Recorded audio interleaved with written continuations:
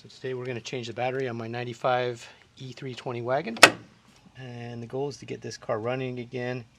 It's been sitting for essentially the entire pandemic, so I want to get it back on the road. So to make this easier, we'll open the hood to its full upright position. So I'll release on the driver's side first, and next on the passenger side.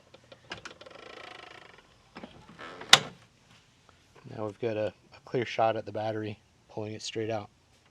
And lots of debris, leaves and dirt that we can vacuum out. Maybe even down here in the battery tray, we'll see. So we'll clean this up a little bit. Got some nasty spiders that have taken up residence. Usually one of the things that I do when I buy a used car is I replace the battery as one of my first sort of maintenance items. I bought this car back in April of 2015 and I never replaced the battery, so it's been over 5 years and it's due to be replaced. We're going to start by removing the negative terminal and the positive, and then we'll get down here and remove the hold down. So let's get into it. So we're going to remove this negative terminal. It's a 13 millimeter open end wrench I'm using. Just going to loosen it up.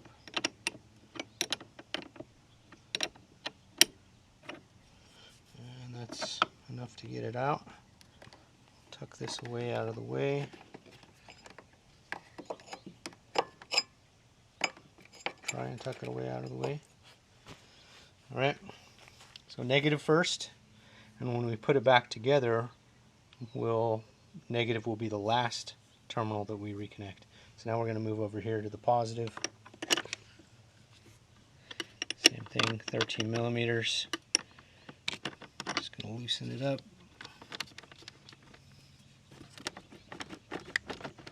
Wiggle it off.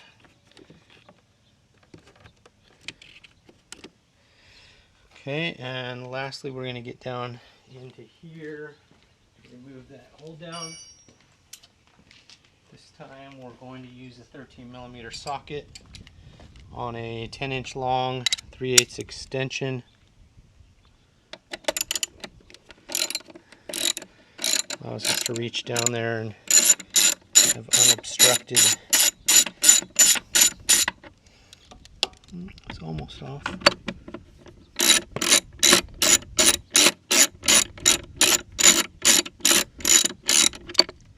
There, nut came off. Put that up there. Put this ratchet down and see if I can pull this pull down bracket out. There's our bracket. And now the battery should lift straight out. So I'm going to come around you and we'll try and lift that out. It's going to be heavy. Luckily this has some little handles.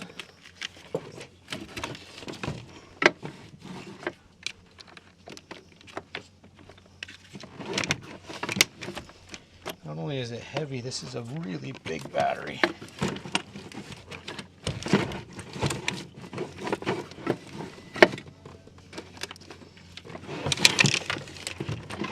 Okay.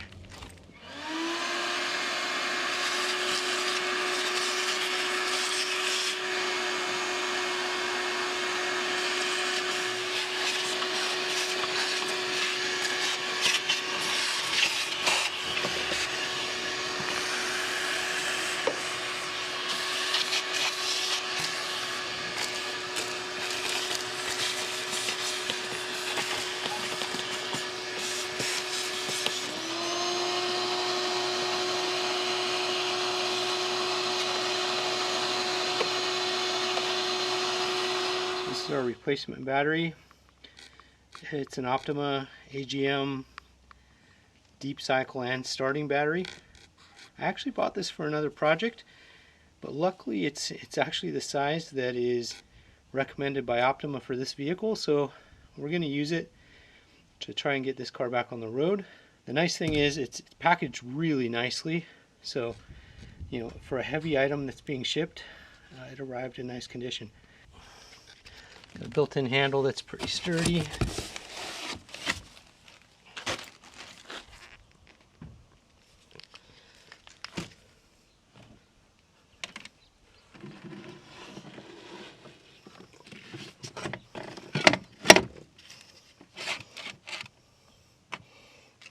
fits in there pretty easily. There's a little space side to side, but we'll be able to put that hold down bracket in, and hopefully that will hold it nice and sturdy.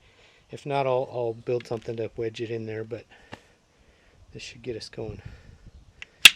Alright, so we'll just try and get this hold down bracket in place. Got the nut.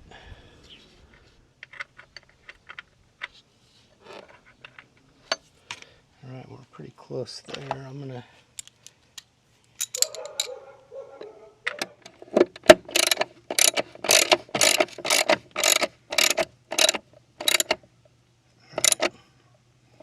tight enough for now. So we're gonna reconnect our terminals now. I'm gonna go positive side first. Try and push this all the way down.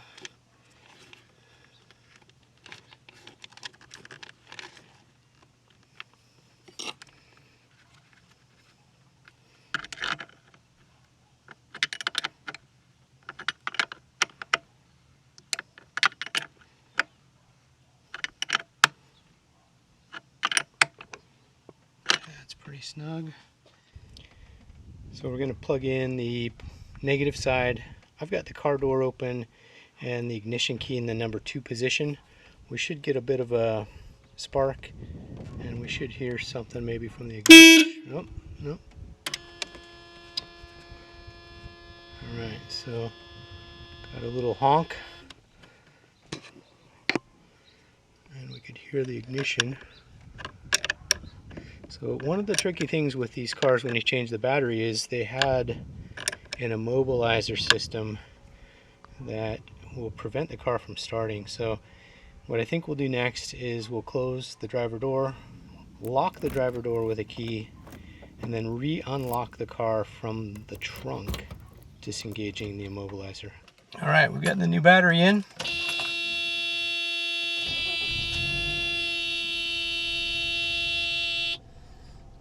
She's a little cold-blooded, but I mean it's been 8 or 9 months since this car's run, so frankly pretty happy. Hope this was helpful. Leave some comments if you have something that may be helpful for others. Like and subscribe, and we'll see you in the next video. Thanks.